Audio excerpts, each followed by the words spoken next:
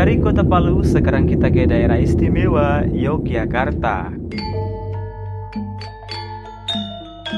Ketika mendarat di Bandara Internasional Yogyakarta di Kulon Progo, yang terdengar pertama itu musik gamelan dan terpajang karya seni khas Jogja. Ada sekelompok penari lokal yang biasanya menari di pintu keluar bandara. Ya, seunik itu. Lalu saya meneruskan perjalanan dari stasiun bandara menuju ke stasiun Tugu Jogja menggunakan kereta api Indonesia.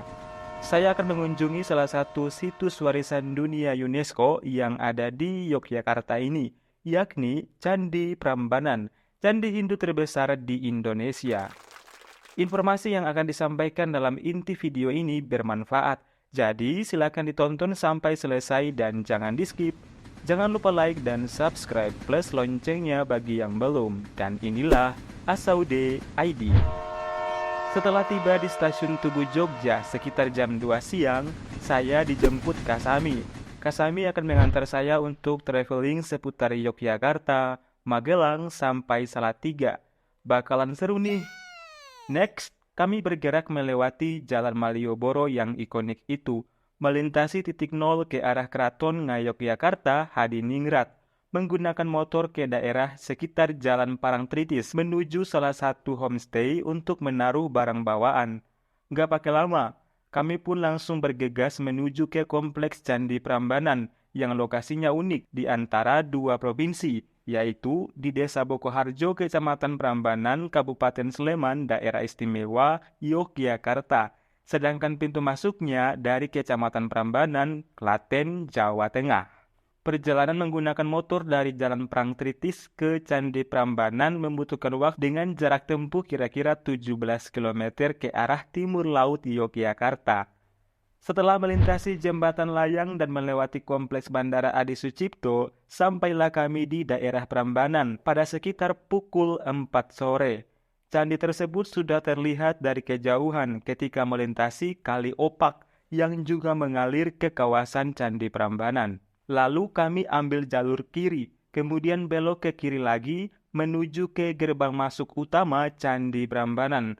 Itu berarti saat ini kami berada di daerah Klaten, Provinsi Jawa Tengah. Kami menuju parkiran motor di sebelah kiri gerbang masuk.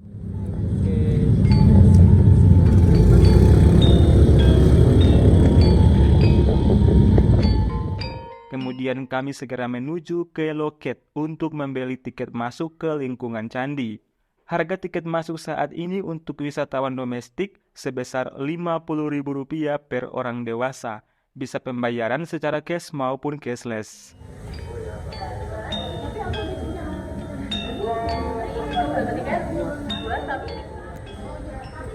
Setelah mendapatkan tiket, kami menuju ke entrance gate untuk diperiksa tiket dan barang bawaan. Oh ya, tidak diperkenankan untuk membawa dan menerbangkan drone di dalam kawasan candi tanpa izin. Kami pun berjalan melewati jalur masuk menuju ke arah depan Candi Prambanan. Saat ini kami telah masuk halaman 3, yang berarti kami sudah ada di wilayah Sleman, Provinsi Daerah Istimewa Yogyakarta. Di sini terdapat tulisan Prambanan besar yang biasanya dijadikan spot foto berlatar Candi Prambanan. Oh iya, Candi Prambanan disebut juga Candi Roro Jonggrang karena keterkaitannya dengan legenda masyarakat sekitar tentang kisah terbentuknya sejumlah candi di kawasan tersebut, termasuk Candi Prambanan. Kami pun segera menuju ke jalan masuk utama melewati penjagaan ke area candi. Dan inilah Candi Prambanan. Kesan pertama setelah tiba di sini tentunya sangat kagum. Mahakarya luar biasa yang mulai dibangun sekitar tahun 850 Masehi, lengkap dengan struktur dan ukiran serta relief batu. Pertama, kita akan mendapati reruntuhan Candi Perwara berjumlah 224 candi yang tersebar di halaman 2. Setelah melewati pagar batu di halaman 1 zona inti, terdapat 4 candi patok berukuran kecil di 4 sudut halaman dalam, serta candi kelir di 4 penjuru mata angin, timur, barat, utara, dan selatan. Selanjutnya berdiri berjajar 3 candi wahana yang berukuran cukup besar, masing-masing Candi Nandi di tengah, Candi Angsa di selatan, dan Candi Garuda di utara.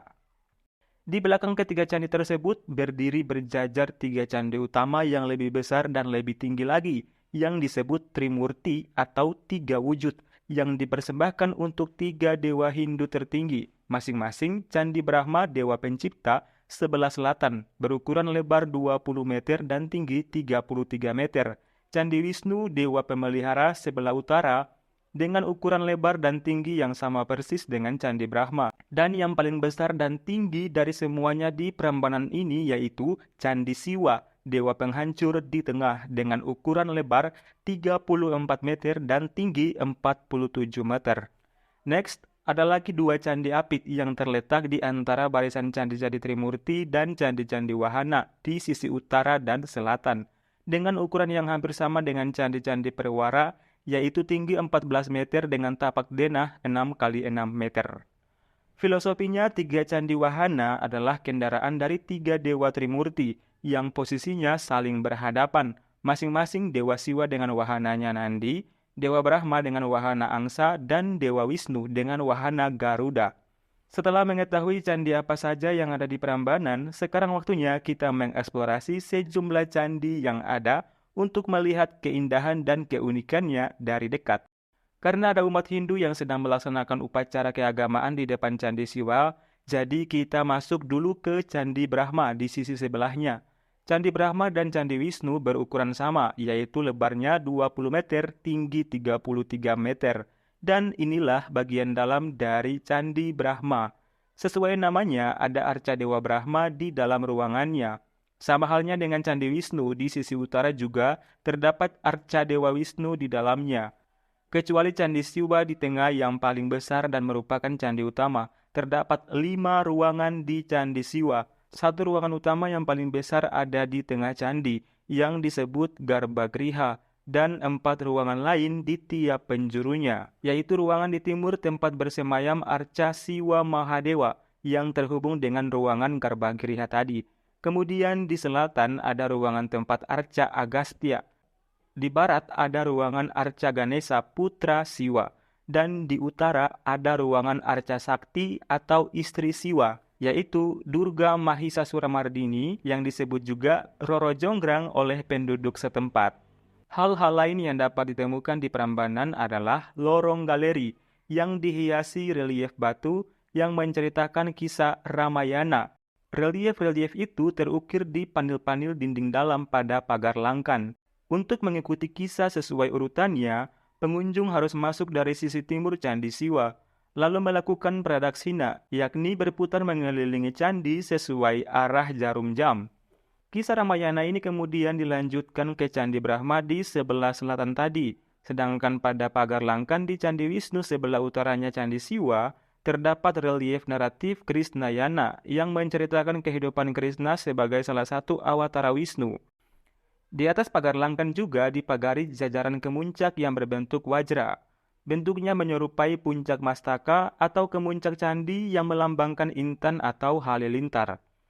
Kemuncak sekilas terlihat seperti mahkota candi yang dapat ditemukan di hampir semua candi Prambanan.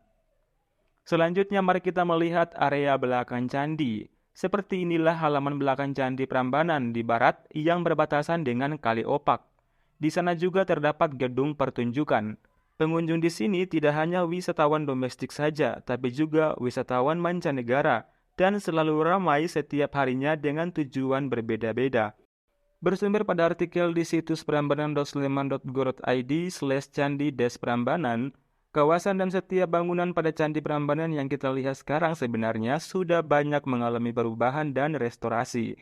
Bangunan suci yang bertujuan untuk memuliakan Dewa Siwa ini pertama kali dibangun sekitar tahun 850 Masehi oleh Rakai Pikatan dan secara berkelanjutan disempurnakan dan diperluas oleh Raja Lokapala dan Raja Balitung Mahasambu, termasuk Raja-Raja Mataram sesudahnya, dan menjadi pusat keagamaan serta ibadah umat Hindu. Kawasan candi pun pernah ditelantarkan, tak terawat, rusak dan runtuh pada masa lalu yang bermula sekitar tahun 930-an ketika ibu kota kerajaan Mataram berpindah ke Jawa Timur oleh Empu Sendok yang mendirikan Wangsa Isyana.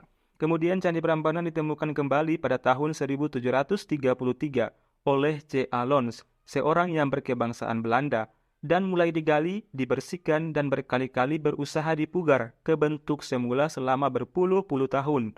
Namun, ada juga tindakan penjarahan. Arca-arca dan relief candi diambil oleh warga Belanda di masanya dari Prambanan untuk dijadikan hiasan taman, sementara warga pribumi menggunakan batu candi untuk bahan bangunan dan fondasi rumah. Sehingga proses pemugaran juga menggunakan batu-batu lain yang bukan aslinya untuk melengkapi bagian-bagian candi yang hilang. Gempa bumi dengan kekuatan 5,9 skala Richter menghantam daerah Bantul dan sekitarnya.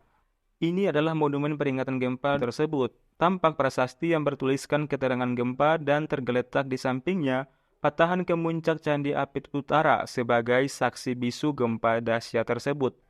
Setelah menyaksikan sunset di kawasan Prambanan, saatnya kami keluar dari zona inti Candi Prambanan ke sisi utara.